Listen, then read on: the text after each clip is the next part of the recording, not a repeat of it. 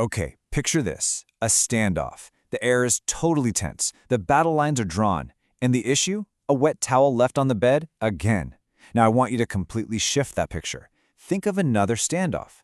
Two nations, armies lined up at the border, literally one wrong move away from a war that could cost millions of lives.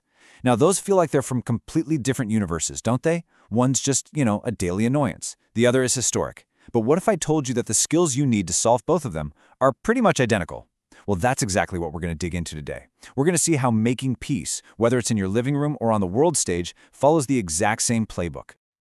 All right, so here's our game plan. We're going to start by breaking down the anatomy of the conflicts we all know, maybe a little too well. Then, we're going to look inward at how to master our own reactions. From there, we'll zoom way, way out to the global stage. Then, we'll actually open up the official Peacemaker's playbook. And finally, we'll talk about the huge difference between just stopping a fight and actually healing the wounds. So this is really the central question, isn't it? What on earth could an argument over laundry and a UN peace negotiation possibly have in common? Well, the answer, as you're about to see, is pretty much everything that actually matters. The human dynamics, the unspoken needs, the deep-seated fears, and the hidden pathways to a solution, they are shockingly and really usefully similar. Okay, let's start by looking at conflict under a microscope. We're going to dissect the kinds of everyday disagreements that are, let's be honest, a normal part of life. Because if we can really understand what's going on in those moments, we can understand the DNA of all conflict. So, first things first, let's get a core definition on the table. Conflict isn't just a simple disagreement. At its heart, it's about a perceived threat. And this is so important. The threat doesn't have to be real in an objective sense. If one person feels like their safety, their worth, or their identity is under attack, then bam, you've got a conflict. That's why these situations trigger such powerful emotions. It's tapping right into our survival instincts. And it's also why just trying to ignore it never works. That feeling of being threatened just sits there and festers until it's dealt with. You know how it is. Those surface-level arguments are almost never about the thing we're actually arguing about. It's not really about the dirty dishes. It's about the deep, underlying need to feel respected, to feel like an equal partner. Or, hey, think about a parent and a toddler. That little kid has a powerful biological need to explore the world. The parent has an equally powerful need to keep that kid safe. So when the toddler makes a run for a busy street, those two fundamental needs, exploration and safety, are in a head-on collision. It's not like one is right and the other is wrong. It's just that in that one moment, their core needs are completely at odds. Spotting those hidden needs is the real first step to figuring things out. And this right here, this lays out the choice we have in every single conflict. On the left, you've got the path that builds things up, responses that create trust and make connections stronger. It's all about empathy, respect, and looking for common ground. Then on the right, you've got the destructive path, blowing up, shutting down, and just refusing to see the other person's side.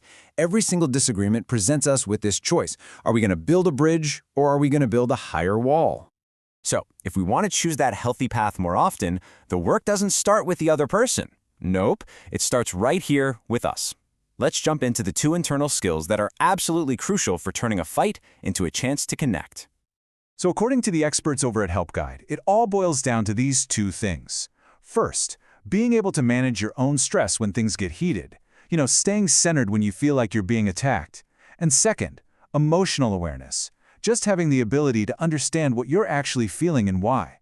Before you can even hope to understand someone else, you've got to get a handle on what's going on inside you. I absolutely love this driving analogy. When we're totally stressed out, we tend to go into one of three modes. There's foot on the gas, you get angry, agitated, you feel like you have to do something right now. Then there's foot on the brake, where you just shut down, withdraw, you go quiet. And then there's foot on both, where you just freeze. You might look paralyzed on the outside, but inside everything is tense and churning. Which one of those sounds like you? Just knowing your default reaction is a massive first step. Okay, so let's do a quick self-check, and we'll start with your body. When you're in a tense situation, where do you feel it? Is it a knot in your stomach? Does your chest get tight, a clenched jaw? These physical feelings aren't just random. They're the first, most honest signal your body sends about your emotional state. Learning to tune into them is like learning to read your own internal dashboard. It tells you something's happening before your brain has even fully processed it. Right, so once you notice that physical feeling, the next step is to put a name on it. And I mean a specific name. Can you tell the difference between feeling angry and feeling hurt, or between being disappointed and just being sad? This is a total superpower.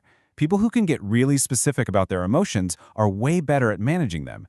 When you can say, I feel disrespected, instead of just, I feel bad, you've pinpointed the real problem, and that's the first step to actually solving it. And the final piece of the puzzle is integration. Do you treat your emotions like valuable information, or do you try to just push them away? Look, having high emotional awareness doesn't mean you let your feelings drive the car. It means you treat them like a trusted navigator. Your emotions tell you what you care about, what you need, and where your boundaries are. Using that info when you make decisions is the bedrock of clear communication and ultimately resolving conflict.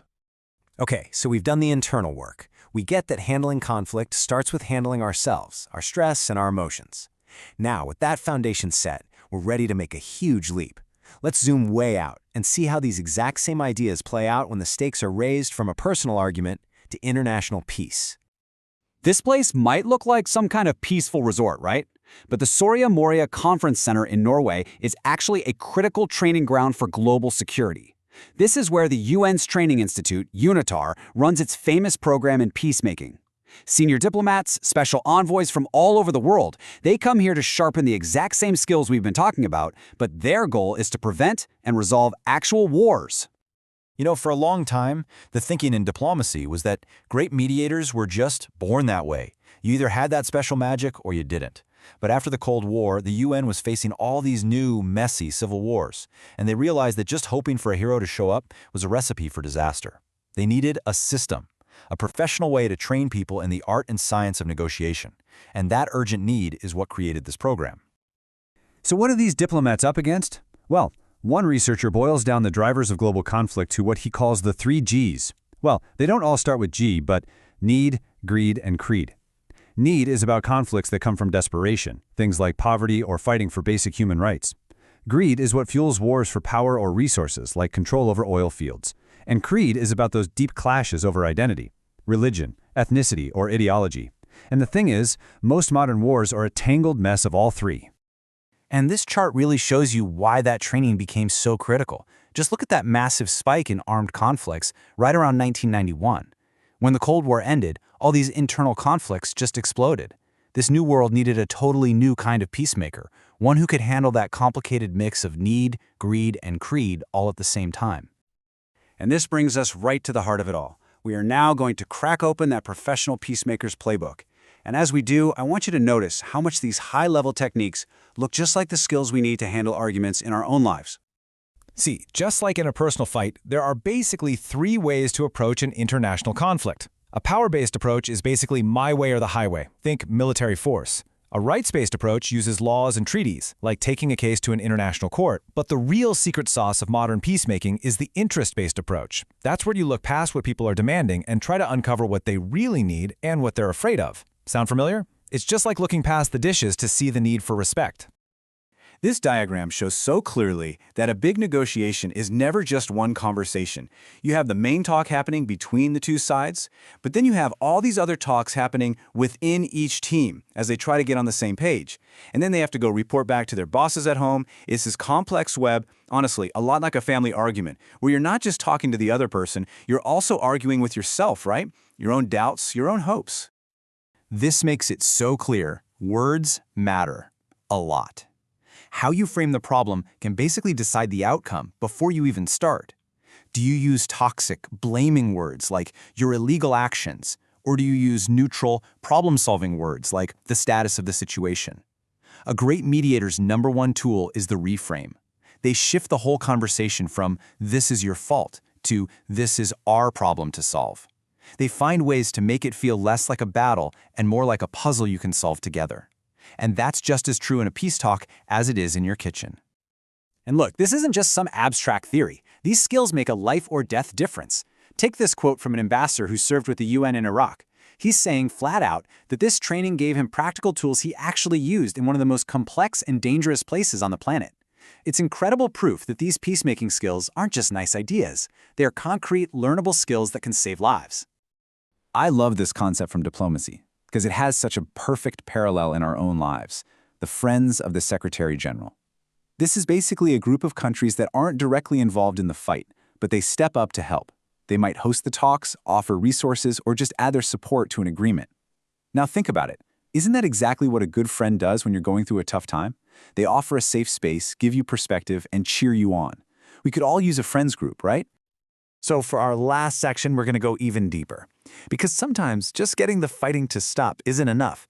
To build a peace that actually lasts, you have to move past just resolving the issue and do the much harder, much more meaningful work of reconciliation. This is such a powerful idea. You can't just brush deep, painful wounds under the rug and tell people to get over it. Real reconciliation can't be built on ignoring injustice. It demands that you face the truth of what happened, no matter how ugly, and that you address the wrongs that were committed. So, in this view, justice isn't getting in the way of peace. It's the only foundation for a peace that can actually stick around. So, what does this incredibly difficult process actually look like? Well, it often follows these 4 steps. First, an honest, no-excuses acknowledgement of the harm that was done. Second, a sincere apology that takes responsibility, not one of those "I'm sorry if your feelings were hurt" apologies. Third, the unbelievably hard step of being ready to forgive. And finally, a real, shared commitment to build a totally new relationship that isn't defined by the past. And that 4-step process, it applies just as much to 2 nations after a war as it does to 2 people after a deep betrayal. And this is why it's the ultimate goal. Reconciliation doesn't just solve today's problem. It tries to break the whole vicious cycle of anger and revenge that can poison families and entire nations for generations. It's about making sure our kids don't have to fight the same battles we did. And just like that, we've come full circle. We started in the living room, we went all the way to the world stage, and now we're bringing it all back home. The core idea is this simple. The art of making peace is universal. Managing your own emotions, listening for what people really need, framing problems in a new way, taking responsibility. These are not just skills for diplomats. They are skills for life. They're the things that can save a marriage, fix a friendship, or just make your workplace a better place to be. So I guess the final takeaway is that peacemaking isn't a spectator sport. It's not something reserved for special people in faraway places. Every single one of us has the power to be a peacemaker in our own world. So I'll leave you with this question. What conflict, big or small, in your life can you start to transform today? What conversation can you have, not with the goal of winning, but with the goal of understanding? What bridge can you start to build?